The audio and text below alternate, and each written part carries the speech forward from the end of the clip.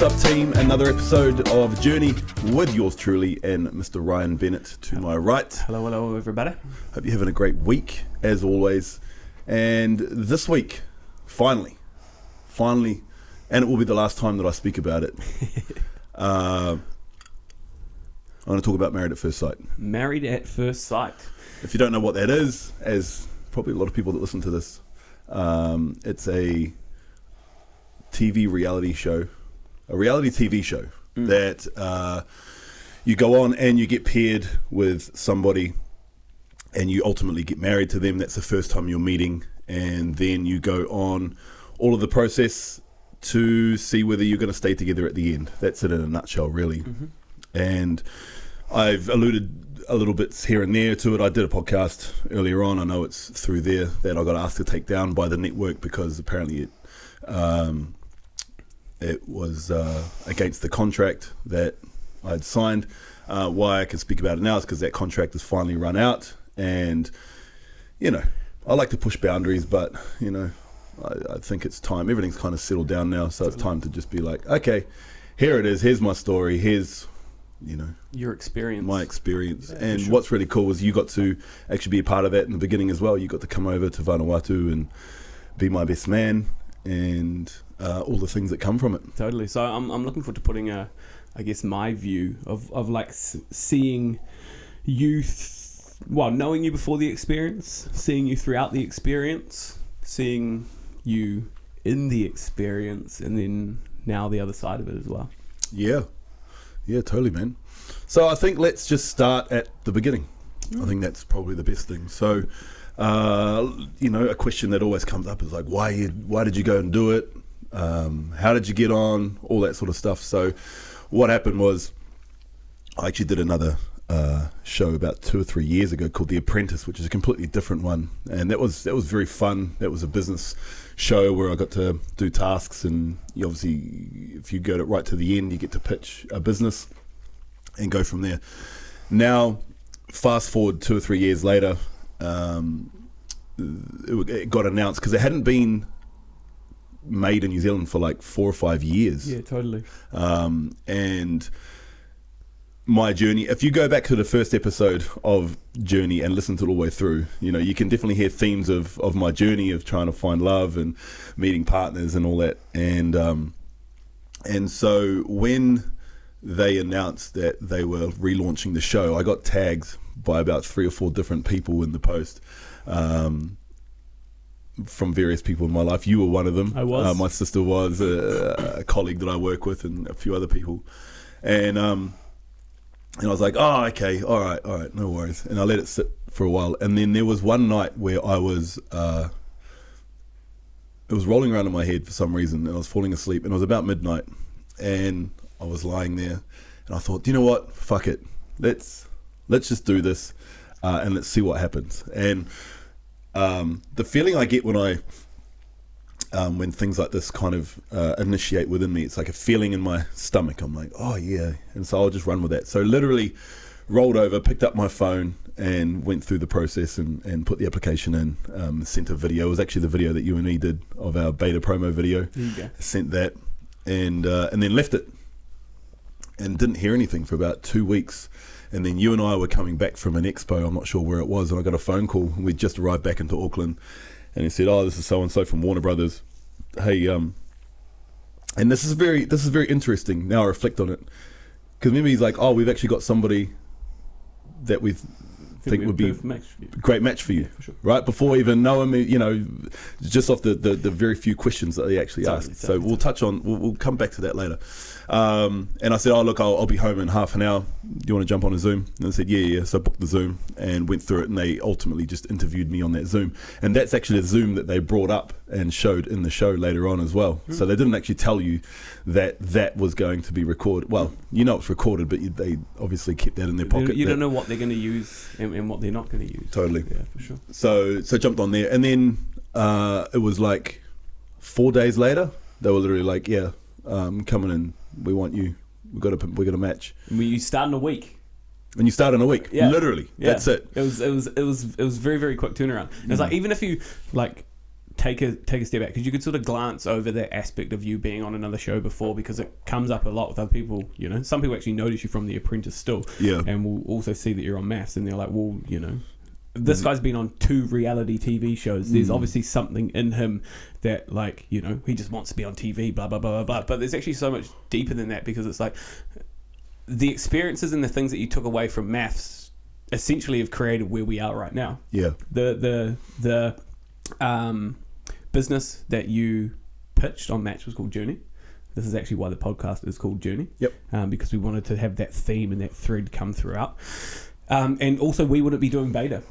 Like, we wouldn't be pursuing that dream, because you left that experience like, fuck, I can start my own business. Like, this is something that I can do. And like, yeah, they told you that the pitch that you had wasn't really going to work, wasn't viable, because you had to leave what you were doing and go 100% into it. But it's like, no one does that in a startup. Like, it's not reality. No. Like, you can't just go from doing one thing to then shifting into something instantly and thinking you're going to make money and it's going to be sustainable. It's like, we worked on beta for 3 years before we both went into it full time. It's Totally. like it's ludicrous. The logic of that was odd. But then again, as you're right, like going through The Apprentice, it was because it was so fast and the tasks were there, and you just kind of, you either fail or you pass. Yeah. And that really taught me, oh, actually, it's not rocket science. You just got to do, and you will fail most of the time. But if you can just move through that and learn, and then pivot or persevere. Yeah, and then they also put you into experiences. I say this as a segue for a later question that I'm going to ask, and something that we can talk about. They put you into experiences that are actually going to help you grow that aspect of yourself. Yeah. You know, they give you tasks that are connected to businesses, connected to things that are ultimately going to help you leave the show a better person. Yeah, well, you're standing man, there was one of them. I'm standing in front of Foodstuffs, and I'm standing in front of Countdown New Zealand, and you're pitching a product that you created 24 hours before. Like, that's all real. Like, there was real-time learnings in there, and you're totally right. Like, the company that I pitched at the end there was called Journey. The aspects that were in there of the corporate coaching and breath work and things like that, we've incorporated that into our business. The product side of things was, well, I've never created a product, but we did it about 4 or 5 times, and I was like, wow, yeah, like just go out and make something happen. So huge things came from being on that, like, learnings. It wasn't about being on TV, it was actually the experiences under due pressure. Totally. And the learnings and the failures that become learnings to go, oh, okay, yeah, so that was a big thing, and here we are with beta, 3 years later. For sure. And you have tangible things to show for it. So, like, for you going into another reality TV show, you're like, okay, completely different experience. This is about relationship. Going into a show about building a business made me a better business person. Totally. This is obviously going to make me better for relationships, and there is a potential for finding a lover as well. That's exactly right. So yeah, the opportunity came up. They said, yep, we've got a match. We want to put you on. And then they try to fast track things. And what I am grateful for is the experience on The Apprentice, because I wasn't caught up in it. He was like, oh, we're going to get you to come and do some filming, some backstory. And I said, no, hold on. There's no contract being signed yet. We're going to organize this first. And he's like, oh, yeah, we'll do that. I'm like, yeah, no, we're getting this in black and white. Totally. It's fine. So I went to Warner Brothers on that Monday, and when I went to Warner Brothers, I walked in there, and no, they sent me the contract. That's what they did. They sent me the contract, and what I did is I sent a counter. I wrote some extra clauses in there. I thought, okay, well, look, here's a big experience, that's going to be a lot of awareness that's brought on me in my life and what I'm doing. So I'm going to make full use of this experience. And so the clauses that I sent back were, and I've been negotiating contracts for years and years and years, this is my forte, right? As an auctioneer and in real estate. But so I wrote back some clauses. One of the clauses was, and obviously you're just trying and asking for the moon, and then you go back and you negotiate. So I was asked, okay, I'd like our beta products to be in the show, like just in the apartments where our couples are staying, and to be potentially used. They pay you a set fee per film day.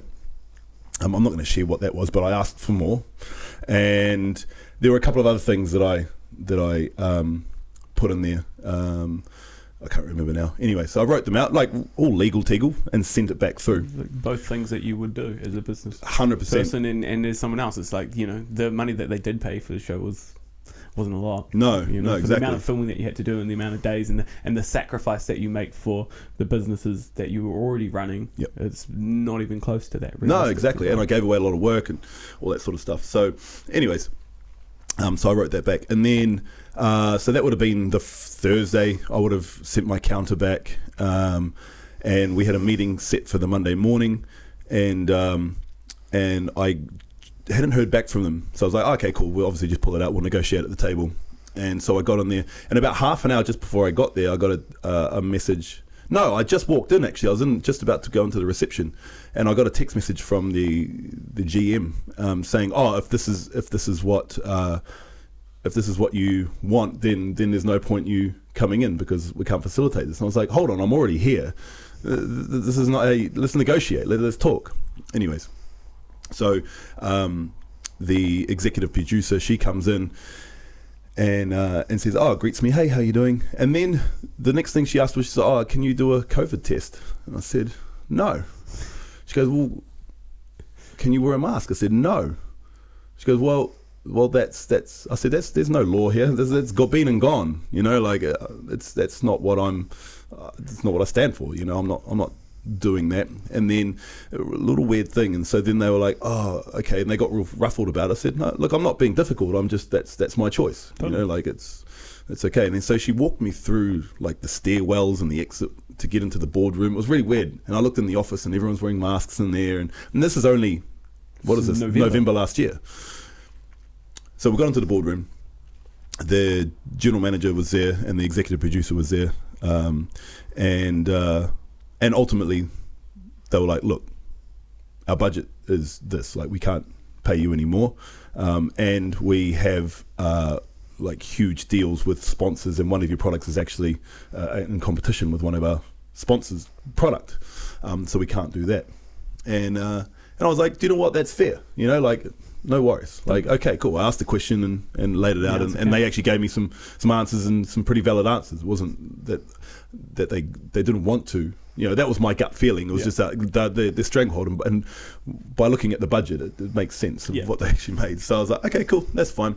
And then they went deeper into the like, well, when you're traveling, we need you to wear a mask, and when you're doing this and that. I said, no, like that's a deal breaker for me. Like, no. Like that's not happening. And then they try to lay it on thick about, oh no, we can't get the crew with COVID and things like that. I said, COVID anymore, my friend. Whatever. Anyway, so we got through that, and then ultimately talked about the show. They said that they've got a match for me and this and that, and they were selling it on me, and then I ultimately just was like, okay, cool, no worries, all right, let's do this. So signed the contract then and there. And then that night they sent me a psychological test just to see, where you are in your personality test and things. It wasn't a lot, actually. That was it. But it was interesting, as I say, they said they'd already found a match before I'd even done those tests, right? It would be really interesting to know, like, what they're matching on. Yeah, for sure. It'd really be interesting to know, like, whether or not there is any thought in it, or whether or not they're actually just placing two people together and seeing what happens, or if they're building it for drama. Because so I've listened to a podcast before, and it was about one of the executive producers for Maths in Britain. They did 2 seasons of Maths where they focused on drama. Yeah. They did the 3rd season of Math where they focused on love. The 3rd season of Math where they focus on love has been, and to this day, is the worst rated Maths they've ever had. And they said that they would never try to match for love again because people don't want to see it. Yeah. And what's interesting with that comment is what they kept on telling me is, New Zealand audiences don't want drama, they want people to get together, and that's what we're creating here. And they sold me on that. I remember having the same conversation. Same, right? The pitch to us as we were driving to you. That's right, to the wedding. Yeah. That's exactly what they kept saying. New Zealand audiences don't want it. This is what we're doing. But they do want it. Yeah, they love it. So I was like, okay, cool, all right, no worries. And they're like, we're not the Australian one, we're not the UK one. But at the same time, we're not, because we actually don't have the same sort of personalities. No, exactly. Like, you know what I mean? Yeah. Like, you look at the Australian ones, you look at the UK ones. There's some fucking out there people that are just out there. I probably would have fit more into You the probably Australian would have. than the UK one, to be really honest. well, actually. Totally. There's just 12 of you. Yeah, for sure. Just being themselves. But anyway, so that's cool. So signed the contract, and that was Monday, and then you and me were flying to Vanuatu the next Monday. Yeah. Literally. So I had that week to fucking organise everything. I had a ton of auctions booked in my calendar. We had a lot of different things going on through beta at that time that we had to organise and get all the way to book things in. Like, it was a hectic week, man. You really supported me in that. And so that Monday they flew us out to Vanuatu and put us up in a resort and a hotel there, which was really nice, which is all good. And I mean, I'd never been to Vanuatu before, nor had you. In my mind I was like, oh, it'd be like another Fiji, but it really wasn't. But shout out to Vanuatu. It was lovely, but I wouldn't visit there again. Not at all. So we've done it now. It was an expensive place too as well. Yeah, like, you're paying the same prices as New Zealand for things. Yeah, for less quality. But and then we went film, and then we got all organised. They put us in, checked us into the resort, but none of them were there. They were like, oh, we're just, because there was only so many flights to Vanuatu, so they could only fly. We actually nearly lost our bags as well. Remember that? Oh, at the that's airport. right. That's right. We nearly lost our bags because they didn't book the 2 flights back to back, so our bags didn't get checked through. They only gave us an hour between flying to Sydney and then flying to Vanuatu from there. And a lovely lad from Air Vanuatu, he really helped us out. Absolutely sorted that for us. Otherwise, went down and got our with bags. no suits. Yeah, that would have been interesting, eh? So I don't think they're going to be selling suits over there. No, not a $4,000 suit anyway. Wait, you upstaged the groom on that one, man. I was in Barker's wears, and like, boy oh boy, like when I went to go do my suit fitting, like, oh, have a look at these suits. I'm like, man, these are like suits I wear for an auction. Yeah. You know, and so I'm like, hold on, let me get that, and I like wore it around, and so I made up a pretty cool little number out of what was there. But anyway, so we flew there, and then we had like 2 nights free to ourselves, which was really nice. It was really, really cool. And so we just got to hang out, and we went and drank some kava and checking out the sights of Vanuatu, which is really nice. Dabble at the Cass. Yeah, that was fun. It was fun. Yeah. So within a week we were in Vanuatu flying, and got everything organised to get there. And then once we got there, had 2 days, and then the Wednesday. So me and Cara, which is the lady that they paired me with, we were first wedding up. So we were on the Wednesday. So we got picked up, we got driven to the place, and obviously they're keeping everyone apart. Like, you can't meet everyone. That would have been the hardest bit, I reckon, because it's such a small place. But anyways, they did that well, and we got to, and it was quite a nice place actually. Yeah, it was beautiful. Yeah, it was lovely. Spot. They put us into a nice space, and we got to hang out, yep. and got dressed and all the things, and then obviously did the ceremony. Now, it's not a legal ceremony. Let's just put it. Not a legal ceremony, no. But even in that, it's like there's so many. I left that first day, being like, sitting down on a little white plastic chair, being like, fuck.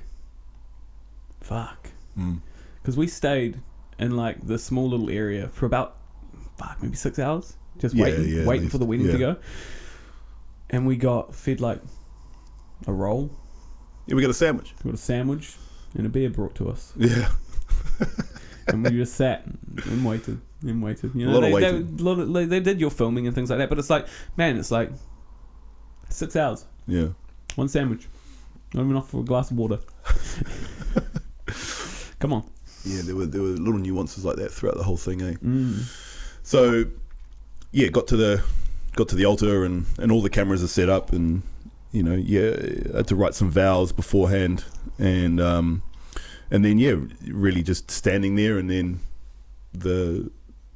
they come out, and then you see them for the first time, and you're ready to go. Now, what they didn't tell us was that Cara's bridesmaid was going to walk out first. Like they withheld that, or they forgot to tell us, whatever it was. And so they're like, okay, cool, she's coming, all right. And I was like fucking nervous. You were nervous, like all the things. And then this woman walks out, and I was like, oh, she's beautiful. Like, and then she walks across and stands over there, and I was like, oh shit, that's the bridesmaid. Okay, that makes sense. And then they actually used a couple of those shots of you and me. Oh, for fuck's sake! I believe I said damn. Yeah. And then obviously Cara came out and met her and went through the process, and and went from there. So there's the setup of actually what happened. They do keep it all how they say it's going to be. You don't know them. You meet them at the day, and then you go through it. All the way through, like I was like, okay, I'm just going to just really try and keep as grounded and as calm as possible. And that's why when she came in, and they didn't even show this, said, hi, how are you? Grabbed her hand, gave her a hug, and said, let's go do this, and held her hand while she was doing it, and went through that process. So that was probably the nicest moment of the whole thing, I would say. Yeah, totally. Yeah, probably. Yeah. And it was for me, because this is the only real day of filming that I've seen, and then I don't see the rest of it until it got aired. And I think I only seen you maybe twice during the filming experience. Once when you came to the house, another time when you came back to pick some gear up for training.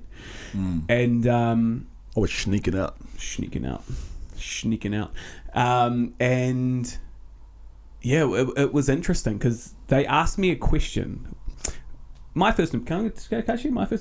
Go, bro. My first impression was she's hiding something behind the smile, because she has such a big laugh, but she would never really drop into it or share anything about it. It was just like a joke that would push things away. And like, we're rebirthers, we work with people all the time. It's like it's essentially our job to read people and like grab a reasonably quick like first impression based off feeling what we view and things along those lines. Now, for me, none of this is coming from a place of judgment. It's merely coming through observation. Yep. But the first one was like, oh man, she's hiding something behind that smile. Well, even what they showed on TV was, after we had a feed and they did more filming and we're going around, and I sat there, the first time we were sitting down together, I said, oh, this is your protection mechanism, isn't it, to laugh? And she's like, oh, yeah, it is. Yeah. And I was like, oh, yeah, there it is. So that's the premise set up, and then we're obviously in Vanuatu for a week. They put us into another nice suite. We all got put onto this island called Aririki Island or something like that. And we had really nice places, really beautiful views and things like that. But that's where it was, So can I just add one more thing to it as well? Oh, go, man. So during that day, they asked me, we asked her a question. She was like, what do you want? She's like, I want a man. I want a man. I'm done dating boys. And then they asked me questions in the background when you guys were off filming, and they were like, do you think it's going to, based off your first impression, do you think it's going to work? And I said, Cara said that she wants a man because she's used to dating boys. Mike's a man. If she wants a man, she will allow herself to have a man. Yeah. But they didn't play that on television. No, they didn't. They left out a lot of things that I said, and little nuances as well. That of like reading and understanding, like seeing where it is and the actual story that's going on, not the drama that they essentially create, right? For sure, right. And so that first time that we had a Barney, which was in the pool when we met everyone, she came over, she's like, oh, I've got to say something to you. I was like, okay, cool. And sat down, and she's like, oh, I've got to really like share where I'm at, And I was like, okay, cool. Well, how can I support you in this? Like, let's go. But they left that out. And there was always little nuances that they left out of you being a supportive person. Correct, right? So it creates a narrative in a way that, it's a narrative that they control and a narrative that they want to control. Yeah, right? for sure. They're the one that's creating the character that was Mike, that was on the show, right? Yeah, like, totally. yes, that was based on things that you say, but when you're taking so much filming and condensing it down into such a small period of time, it's like they're going to choose the bits that they think are going to be juicy, or the bits that people want to see. It's like, that's the reality of it. Yep. It's not actually what happened, it's the reality of it. And that's the challenging thing. Yeah, totally. Yeah, I mean, and that's always the risk going on things like this, and I understood the risk, but yeah, I was just myself the whole way through. So if this is the worst that they could have made me out to be, then that's great. Totally. And like, the reason that I went in a little deeper into The Apprentice before, and talking about, like, they put you into situations that would help you grow as a business person. They never threw out maths. Like, you have these people and this couple that have only just met each other. You have the whole of the nation watching this television show on relationships and relating. Yeah. Essentially what they showed was the fucking toxic traits of two people coming together and exploding on television and everyone gaining entertainment from it. It was a really good opportunity for them to actually show, here's some tools that you could use and utilize when you're going through these hardships. And here's some experiences that we're going to put you guys together and as professionals on relationships that maybe we already use in relationship counseling and things along those lines, like understanding people's love languages, understanding their communication styles, understanding like, okay, how do you actually sit down and have a proper conversation? Well, like, how do you actually relate? Correct. Because there was never fucking any of that throughout the whole experience. None. And when I brought it up, I got fucking reprimanded that I was bringing up pop psychology bullshit.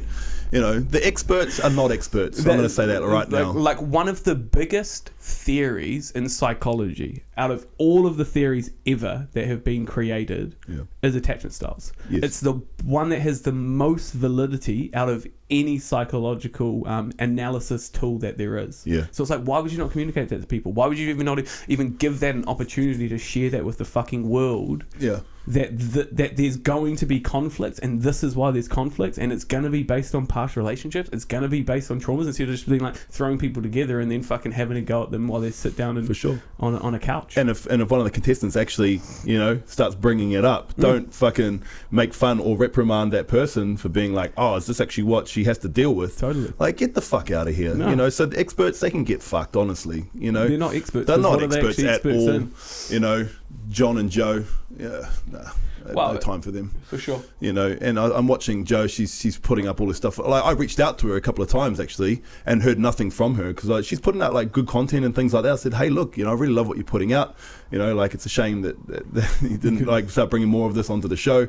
I said, look, I really back what you're doing here. Like, I love bringing the messages. I heard nothing from her. What's the disconnect? Like, why is it that I don't know. they don't want to educate people on relationships? Yeah. And like actually show the people that like, yeah, two people are going to come in. There's going to be conflict. What can we actually do to resolve this? Yeah. Because now everyone thinks that that's a fucking normal relationship. For sure. That the thing you do when things get hard is you just fucking run away, or you lower yourself, or you think you just blame it on the other person. Or you avoid, and then you explode, and then sure. like all the things. And there's no actually like opportunity for resolution. It's just like, no, you guys go figure it out. Just go figure it out. Yeah. Because you're fucking together for 4 weeks. Yeah, it was like I think it was like nearing 6. You know, so it's like, what are you doing in the interim? Yeah, exactly. So, and like a really big goal of mine of getting on here was, I'm going to show or help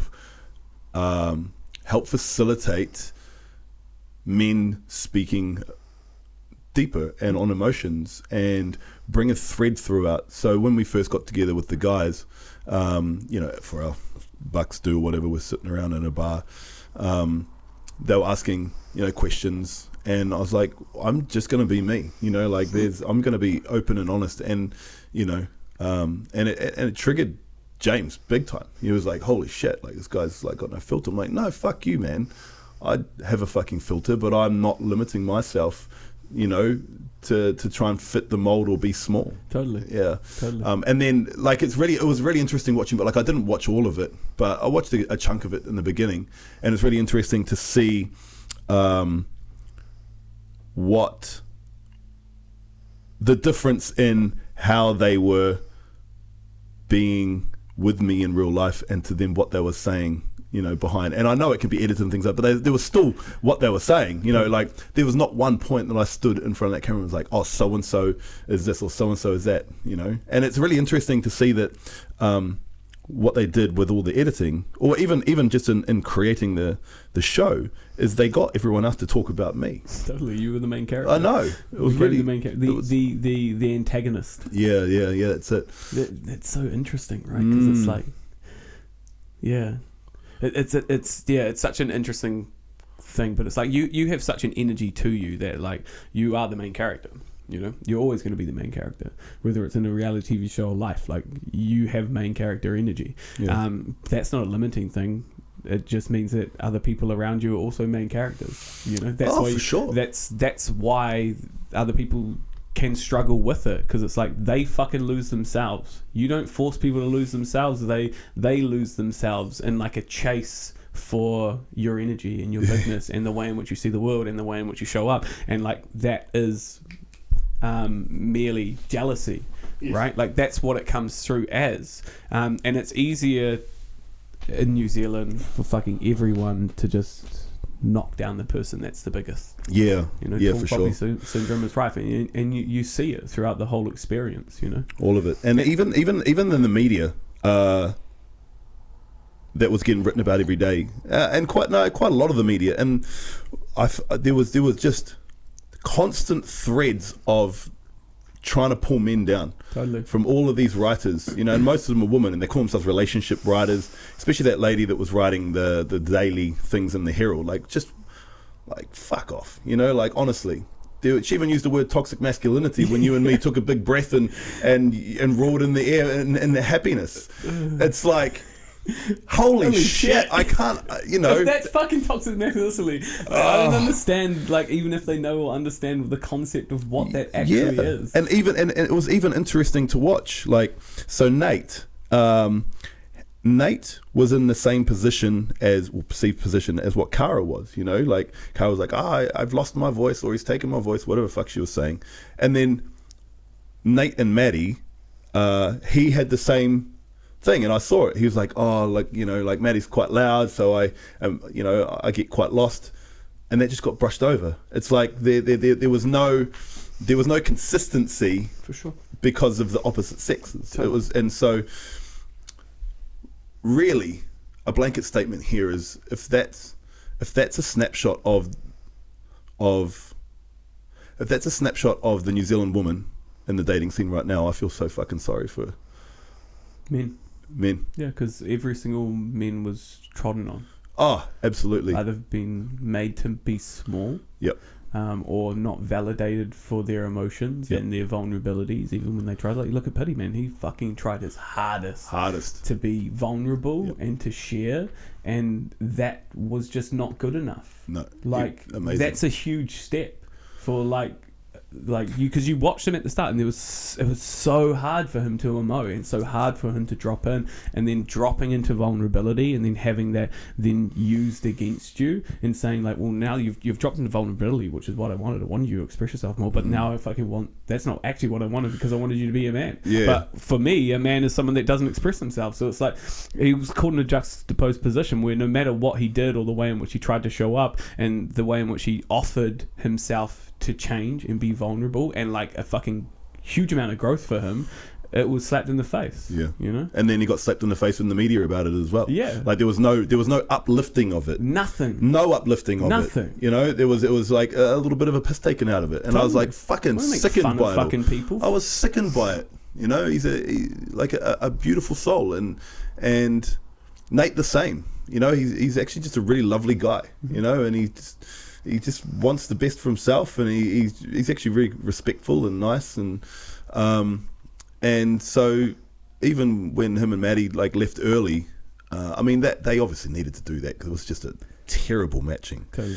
And they know that, but then to see, you know, the things that were coming out that Maddie was saying about, you know, like, oh no, let's talk about this on camera and things like that, and you know, even when, as I say, I'll go back to like when he was saying, oh, Maddie's like loud and out there, you know, there was no like pointing of fingers like it was in the reverse. Yeah. And so I'll go back to like what I was saying before, is I really wanted to bring a theme of let's show men being a little bit more open, a little bit more sharing, and I think I got that through. Well, I got that through. Tell them about the what was it, marry, murder, or yeah. So at that time, so there was a fifth surprise wedding, which was another car, or CJ we called her, and it'll come to me, and that was in Vanuatu, and then obviously we went and had a big meal, you know, to celebrate and eat, and we were all getting together, and then they split us off, you know, guys over there and girls over there, and us guys, you know, like so when you're doing things like that, executive producer or producer or even storyboard producer would try and drop things in. Now it's up to you whether you take it or not. You know, like they'll be like, like do this, and I'll be like, so they tried to say that with us, like, oh, why don't you do Marry, Kill, Fuck? And I was like, no, I'm not going to talk about that. It's fuck that. And so I was like, let's just drop into just some openness. Like, why are we here? You know, like we're here. And then everyone just dropped in. Like, you know, Nate was sharing his story. Pity shared a beautiful story. I shared it. I didn't make it, but like everybody shared. You know, only Pity and Nate made it, but they can only put so much on. But that was really nice. And then you go over to the girls, and they're just talking about, you know, who's got fucking the biggest nose size, biggest dicks, and who would they kill and marry with each other's husbands. And I'm like, fuck, man, like there is the separation of the two realities of the sexes, right? That was brought up on that show. They were gossiping, they were talking about, you know, nose sizes and things like that, and that was what was carried on through. And then all the guys just were like sharing and open and you know, admitting when they weren't getting things right, and you know, all the fucking beautiful things. But none of that was uplifted, none of that was highlighted, none of that in the post media, none of that was celebrated. And I was just like, oh man, like it really gave me a good it was a little bit more eye-opening than what I thought it at the level of what it was. Really, it's disappointing. It was disappointing, man. And it takes a lot of wind out of your sails. It's like, man, I'm going on the show not only to better myself, but to show other people that there's a better opportunity and a better way to be in the world. Yeah, for sure. And that was essentially strangleholded by mainstream media. Yeah, because it's like, for them, it's like, as I say, like that's not a narrative they actually want to push. Yeah. Because why would they? Why would you create a show that's fucking actually empowering and showing people that they can actually do things differently? Yeah. Is that gonna you know, is TV3 gonna buy that and put it on at 7:30 3 times a night for fucking 6 weeks? No, exactly. But I don't mind the show that went. Like the show was the show, but I'm talking about actually like the write ups afterwards in the media and all that sort of stuff. Like they could have really shifted and done some fucking change, you know, because that's all part of the storytelling as well, right? Totally, exactly. The analysis of it. Yeah, exactly. So that's the journey on that. And then fuck, man, like I just got paired with such a horrible human, you know, like she just really is a horrible human. And I could see it very, very early on, and I was like, no, I'm staying in this, I'm sticking in this, and I'm going to be as respectful and as open and as possible. And look, like it wasn't all bad. Like every now and then there was a few good times and fun times, but like she showed her true colours after the show. Oh yeah, totally. You know, and you see who people truly are when they get a touch of like fame. For sure. Well, she blocked me on all social medias about a week after we finished filming. Everyone that's close to you, she blocked me, she blocked you, she blocked Van. Like, so any blocked way, my sister. blocked your sister. Any way that you could do it, and then she essentially, you know what she didn't block, Michael? What? She didn't block our beta TikTok account. Oh. So I had access to it, and I was every now and then I'd check in, see what the fuck she's doing. Yeah. So she didn't think about that one. No, exactly. But she was being horrible, like absolutely fucking horrible. Oh, for sure. And just you know, I feel sorry for her ultimately. Like if that's the way you showing up, it'd be a heavy life. And I think that, you know, reflecting on it, I think that's what her dad's biggest gripe was that the fucking world will actually know and see the real her. Because otherwise, why wouldn't he, you know, be like celebrating, be like, oh yeah, you go out to the world. Like my whole family, my friends were like, fuck yeah, like get out there, like you're epic, like go out and be you, you know. And like, and dad's like, no, and I'm like, oh okay, well that's maybe a protective dad, but I think now it's just because the real her will come out. And throughout the show, I don't think it really did, but after the show and all of her toxicity that was coming through her social media, and like for her just to constantly have to fucking like degrade me and talk bad about me and things on the show just for her to stay relevant. Like fuck, I mean, I didn't follow or see any of it, but you know, everyone would send me fucking pictures and different things and screenshots and all that sort of shit.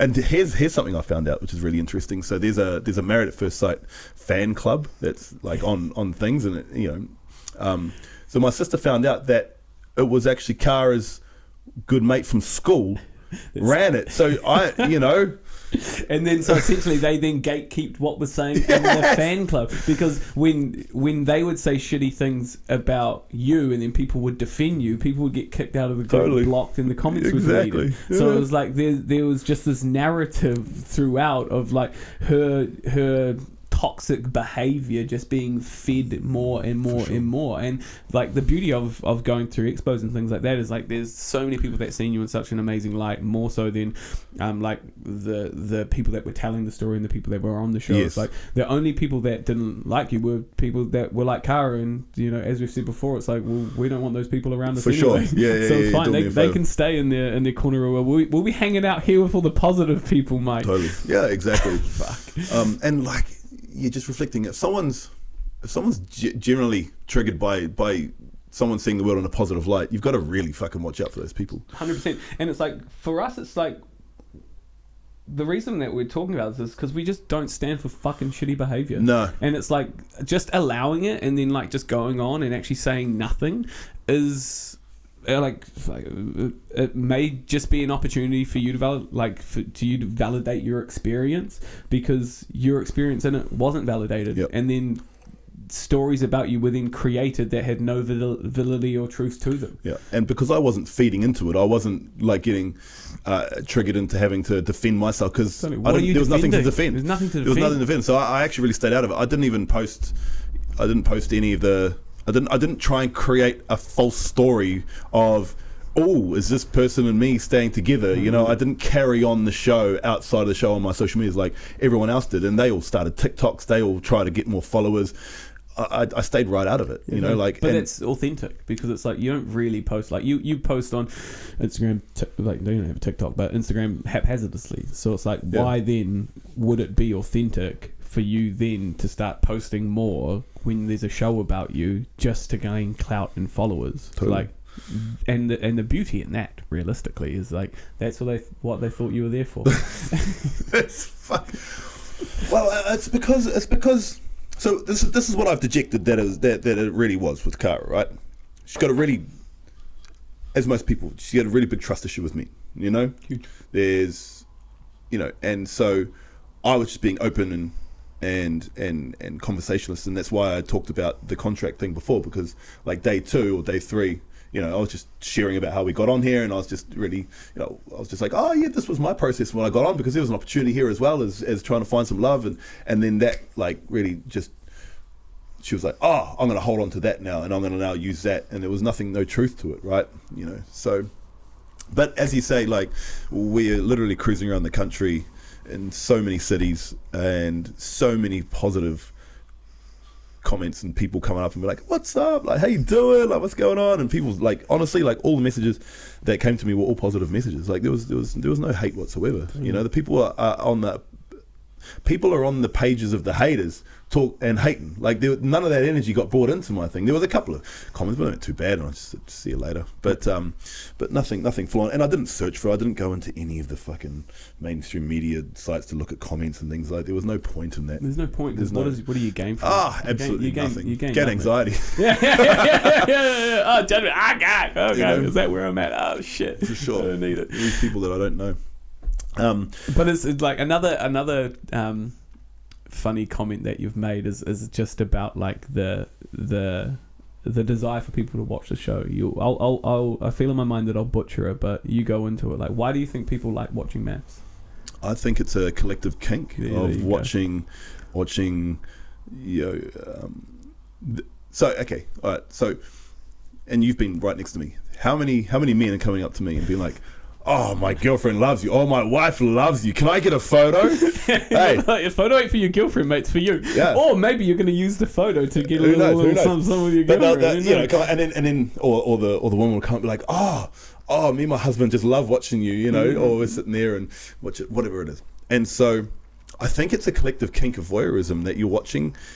Look, there's some drama there, and you're like, oh yeah.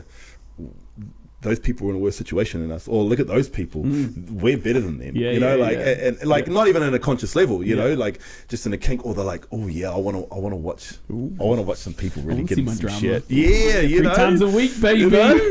And so I think it's a bit of a collective kink in a fun way. But it's interesting because I like watched myself throughout watching the show, and I was like, whenever I knew it was on, I was like, oh, I'm excited to see what happens. To see the way in which they portrayed you, Yep. and like to see just what that story was. But then there was also like an aspect of me being like, oh, okay, look, let's see a little drama. I know exactly. Little drama. So go into it, people. It's okay Yeah, if you see me out and about. You don't have to Embrace say. your kinks. You don't have to say. Oh you my don't have to say. God, we're Oh, all so and so for loves it. you. Can I get a photo? I'm like, hey man, I enjoyed watching you on the show. I'll be Stroke like, his fur, touch his beard. Yeah, totally. It's so Ask good. first. Yeah, for sure. Consent is always needs to be considered, Number one. especially in kink play. Yeah, totally. Even more exactly. so. Exactly. Yeah, for sure. But another thing I'll go into here as well is one of the big things to wrap it up was that I didn't think Cara was sexually attractive. I wasn't sexually attracted to her, and I shared it to the boys on boys' night, and I didn't tell her. And like, for fuck's sake, that whole fucking thing, man, I was just like, are you fucking kidding me? Like, when they brought it up, and then they actually showed the part. So there wasn't filming, but they obviously left the microphones on. So it was, I figured her name. She's Sam. She's that forgettable, you know. I could just imagine she'd be like, oh, James just sent me a text, and they read it, oh, Mike just said this, you know, but don't tell anyone, you know. And I'm like, We wouldn't understand the difference between physical attraction and sexual attraction. oh god, but like even the people couldn't grasp the concept. There's Yeah. fucking different things. but even let's go back. I mean, like James, if you listen to this, brother, come on. The fuck? Well, they've already broken up. Oh, for sure. That was what's Yeah, going to happen for sure. because she's a social media left us- influencer, yeah, mate. for You know, sure. like she was there to fucking get the views, get the followers. You know, they all fucking were. But like, it just it boggles my mind. You know, like that, and he fucking minced it as well. Like, it wasn't even what I said. There was no context to it. You know, like, if you're going to share a story, share it as a story. Don't share it as fucking, oh, I got a piece of fucking gossip for you so you can like me a little bit more because I put you on a pedestal because you're the hottest thing I've ever been with. So I've been paired with you. So I'm going to just, you know, be a little bitch, you know. And so that happened. And then obviously Cara found out, and then she was just like, well, I'm not going to tell him. I'm going to bring it up on the couch. So again, she's like, oh, I'm going to weaponize this. And I'm going to try and get him. And then brought it up on the couch, and then I was just like, nope, like, that's not the truth. Yeah. Like, what's going on here? She's like, well, you know, I've been feeling really bad that I haven't, you know, I'm not attracted to you, and you know, I'm like, You said you were attracted to me. yeah, but then- I'm like, I've always said you're a beautiful person. You know, you're a tall, blonde, blue-eyed, you know, beautiful woman. For sure. You know, on the outside. And so then it came to the final episode, and then they played us some clips on the TV to try and really snag it, and they just played that clip without any context beforehand. They were like, oh yeah, I'm not sexually attracted to Cara, and then they cut it. Whereas if you actually watch the episode, it just, I'm like, look, I think it's maybe because she's not into me and I'm not into her, so I'm starting to close off, and vice versa. So, you know, and look, if you're listening to this, there are two different scenarios of being sexually attracted to someone and thinking someone is beautiful, right? Then there's attraction as well, which is its own thing. And then it's fucking even deeper in his love. Oh, all of that, you know. And I'm like, what was going through my mind? I was like, how can you not actually understand this? Like, I actually couldn't work it out. I was like, how do you not understand this? You've been fucking telling me and the world and everyone else that from day one that you fucking don't think I'm attractive. You couldn't go any deeper than that because you're so closed off and wounded that you're unable to actually move in. Even when I held open spaces to try and bring you deeper into yourself, you still just cut off. That you still have to hold on to that to be like, okay, I'm going to weaponize that against Mike. And it's there's so much that still hasn't landed for me that's came out of this, because it really is different worlds, you know, like, it really is different worlds. And now in my relationship now with my partner, and we've been together 4 months, 5 months, and just how conscious and beautiful and deep and open and respectful and accepting and any other objective, and just how deeply in love that we are with each other is not the norm. What I went through on maths is more the norm. It's the accepting of nonsense and surface level. Yeah. And inability to communicate and all the things. It's a shame.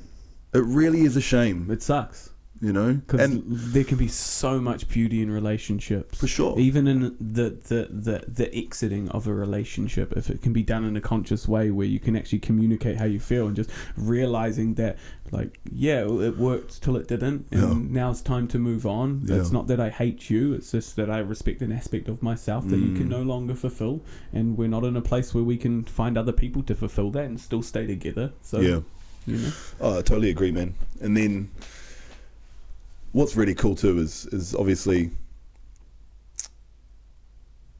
watching and seeing that I've got such epic people around me that will fucking stand up for me, because it's not what about you say about yourself, it's what others say about you. Totally. And you've seen your sister as well. And my sister Bianca. Like, it's actually brought me and Bianca closer, which is fucking even doper. Yeah.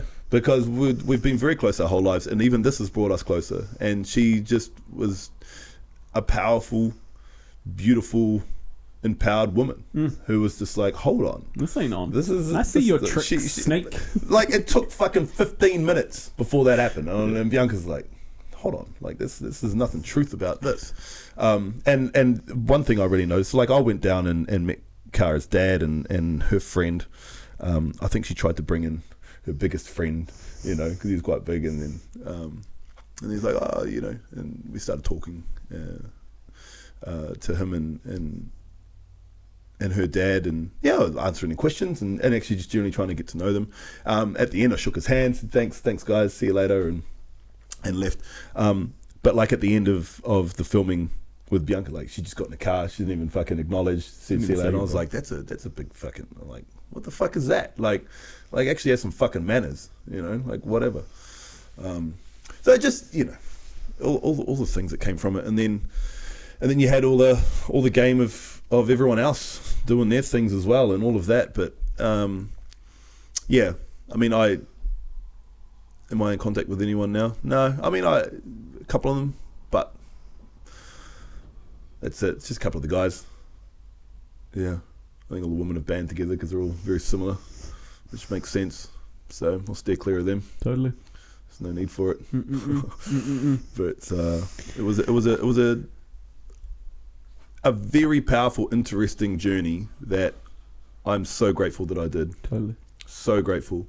And it was like an intravenous shot of growth that went through it, because so many times there that an old version of myself would have just reacted and just fucking spat a dummy. And I sat through all of this whilst there was character defamation, there was gaslighting, there was fucking, you name it, toxic wise, it was happening for me, to me, and to just be like, no, I know who I am. I know who I am. This is not the truth. There's a bigger picture to all of this. Yeah. And it's like if I said, Ryan, I fucking hate your blue hair. I hate it.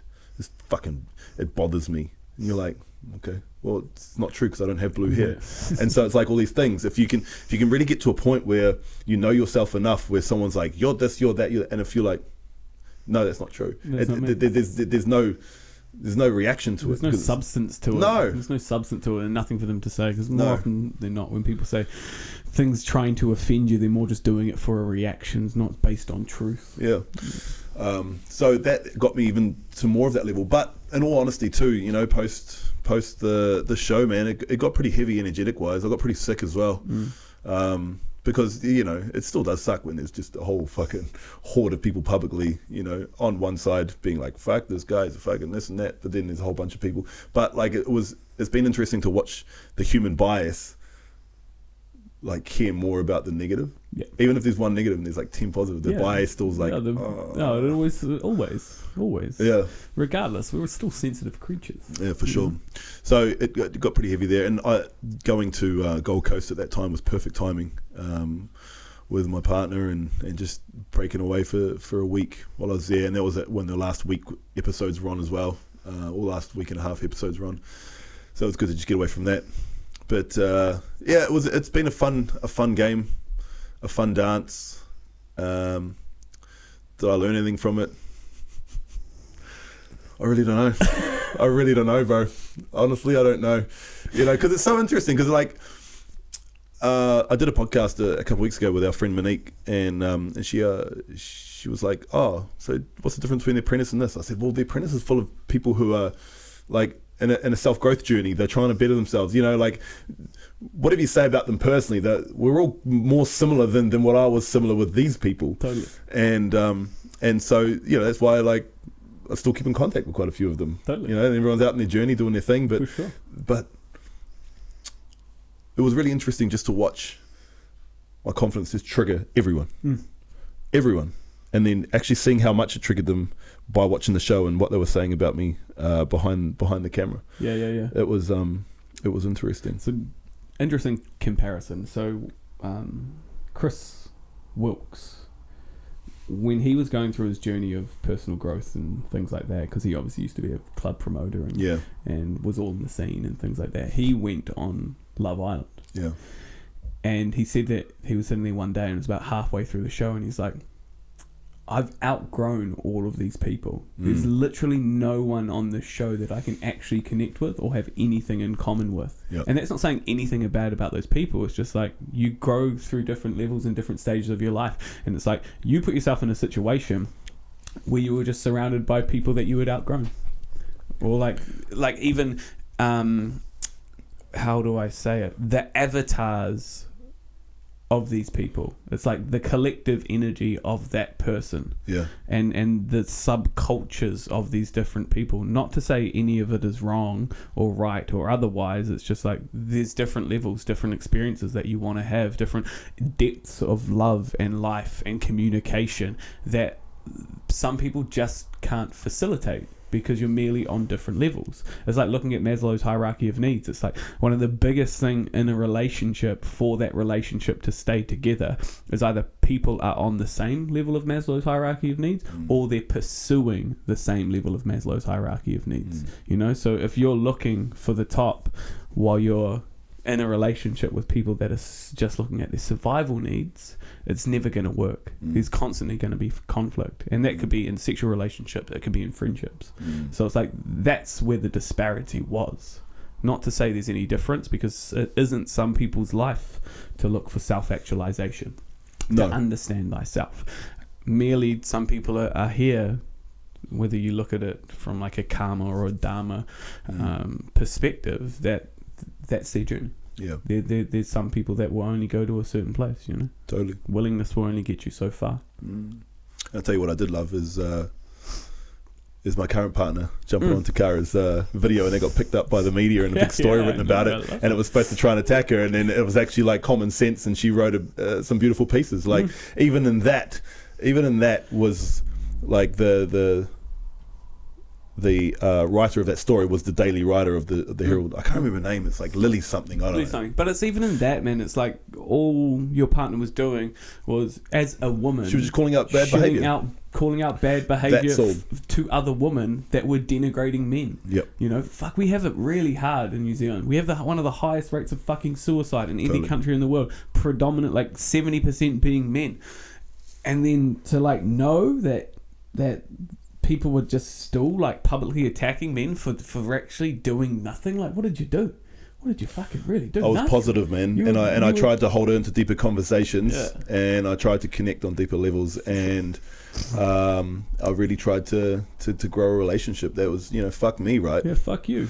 Yeah, you know, that's horrible. Like she was like watching the things. Like there was one, she was outside the apartment and doing an OTF, which is on the fly. That's those interviews that you do. And she's like acting like a fucking abused housewife, like I'd been battering her up or anything. But she was like, he's just so positive. Like, my God, like there's not even any words for that. They call it a bacillus. You were just trying to kill it with the light, Michael. Oh, You I just know, wanted I know. To hide in the darkness. Yeah, and then and they all banded together, and they all just fucking run the group chats, gossiping and talking about each other. It's not a world I live in, man. Not a world that you live in either. Well, and it's a shame interesting to visit. that is like a reflection of the 90% of the world, and it's shit at the same time, but at the same time it also lights us up, because it's like the people that are choosing growth are the people that we surround ourselves with. The people that are choosing to like join us on this journey are the people that are reaching out to us, and we're like, no, you showed it fucking amazingly. I love the way, like the energy you bring to the world. I love the vision. I love the passion. Oh, these are the products that you're selling. Amazing. Tell me about it. Oh, you fucking have these free groups. You're trying to help people like be better. Like, fucking A, come on, let's go. So, if anything, it's driven me to do more and be louder and be more big. Yeah. And be bigger and be more me. Yeah. But there's definitely been a lull in the last few weeks, but I mean, I got pretty sick and things like that. But I think I just needed to upgrade and implement and integrate. And I think coming out of this, there's a much larger life that's so close. It's right there. 100%, man. So it's beautiful. So yeah, Rome is burning, brother, and well, it just like one of the big things that the key takeaways that I've come from this is that it doesn't matter what you do. If you are making so much noise about, if you're authentically making noise about the thing that you're passionate and love to do, you've got to get to a position where you've got to be okay with taking hits. It doesn't matter what you do. It doesn't matter where you stand up. Doesn't matter, if you're starting to really put yourself out there in anything that you're doing, in business, in life, in whatever, take shots. You're going to take shots. I mean, even just look at like the craziness of the American politics right now. Like, imagine being a politician in this day and age, and like just how fucking divisive it is, regardless of what you think about them or whatever, they're still human, like, and so like, I can see those people and be like, wow, like that's a level of just like nervous system regulation that I'm still yet to get to at some point, Sure. But this really helped, it really helped, because there was a few folds of going into it. Was firstly to find a partner. I was like, great, what a great thing, gets people to set you up. Now reflecting on it, it's like there's nothing that they fucking do that remotely puts you at deeper levels that they set you up with. No way. I have a theory that they actually just put me with it because I was tall enough, to be honest, and we both went to the gym. That was it. Yes, sir. Secondly was to be more fully exposed, more exposed, more exposed, and how was I going to react and how was I going to respond in all of that exposure, because the more exposed you can be, then the more zero fucks you give, because it's like, well, what else you got? I'm not going to die. It's getting that reptilian part of our mind that attaches to our nervous system to go, if people don't like you, then you're not going to die, and you've got to keep going into that over and over and over and over, and the more and more and more and more you can do that, the more you're just going to go, oh shit, that's okay, well, people are going to judge you, so you might as well just do what the fuck you want anyways, right? And threefold was just to have the experience and to see what doors open, lessons, everything that could come with being more exposed and going out into a public foray, into such a public foray, and seeing what happens. So lots to come from it, lots of epic things that came from it, and as I said before, like I'm blessed to have had that opportunity to go through something that's so unique. You said this to me just before on the show. You're like, worldwide, there's probably 1,000, 1,500 people that have actually gone through this process. Like, it's a very small collective of people, so that's quite cool. It's fucking cool. Love it. Yeah. And if you are thinking about going onto it, I'm not going to be the person to be like, don't fucking do it. Or I'm like, just really sit with yourself. Totally. Be weary. Understand what you're actually getting yourself into. Understand what you're getting into. I understood what I was getting into. A couple of those people didn't. No. I think Cara did as well. I think she was thinking she was going to go on there and just be this big, bright, bubbly thing, and people would love her and she would get followers and things like that, but it didn't happen, and that's why she kept blaming me for taking her voice. No one can take your fucking voice. You lower your own voice. Totally. It's on you. But just be wary. Just know what you're getting into. That's all. And I'm available too if you want to talk to me. If you go and if I don't even know if they're doing a show again because they've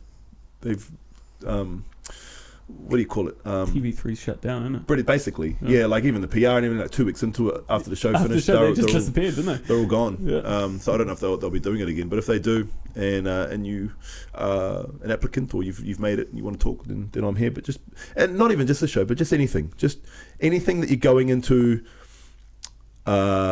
Anything you're going into a situation where somebody has the ability to create you in a way that is outside of your control, just go into it wary, but go into it full heart, go into it fucking authentically, because the thing that most of these people don't understand is that when you try and be one thing here and one thing there and one thing there, and this is life as well, maybe you're this group of people like this and you maybe tell a few little lies here or you're a group of people here, you've got to remember it all. And so then you have to start, if you are just yourself wherever you are, you don't have to remember that, and your brain power just like decreases. It's amazing. So you can think more logically and amazing. So if you are going to anything that is openly going to have you in the more public eye, just do it with a full heart and do it who you are, and if you fall, then just admit you fall. It's okay. People are judging you anyways. 100%. Oh well, brother, what a beautiful experience and thank you for supporting me, and thank you for all the things, man, and then being there as well. Like it was beautiful to have you there, and I think you got the best out of all of it. I got 4 days in Vanuatu, night at the casino, a few nights drinking kava, a nice little day by myself while you and your new bride. What was I doing? I was actually, we fucking had like Black Friday launches, so I was sitting. Yeah, you were. It took me fucking half a day to find Wi-Fi on the goddamn island, and then I spent the rest of the half of the day just sitting at a place, just ordering food and just working on Black Friday deals. That was it. Getting it done. That's it. Beautiful. Hey team, so thank you for sticking around. Thank you for listening to my story. If you've got any questions, obviously reach out. That's all good. But I can now put a bit of a case closed on this. That's it. We can get back to our regularly scheduled programming next week. Yeah. And if you've got any ideas of things that you want us to talk about, send them on through as well. Totally. And if you've got any dope people who think, or maybe you're a dope person, you want to come and be a guest on our show, we'd love to talk to you as well. For sure. So reach out. Doesn't matter. Yeah. We go into the most weird and wonderful things. I know, it's a cool journey, right? And it's like, regardless of the person that comes on the show, it's like everyone has a journey, everyone has a story, everyone has a genius, everyone has something to share, and essentially this is the medium for it. Yeah, it really is.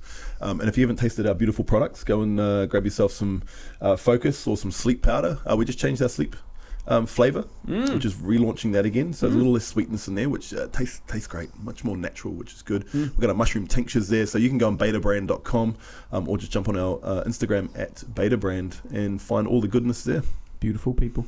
All right, we love y'all. Thanks for listening. See you later. Shoo.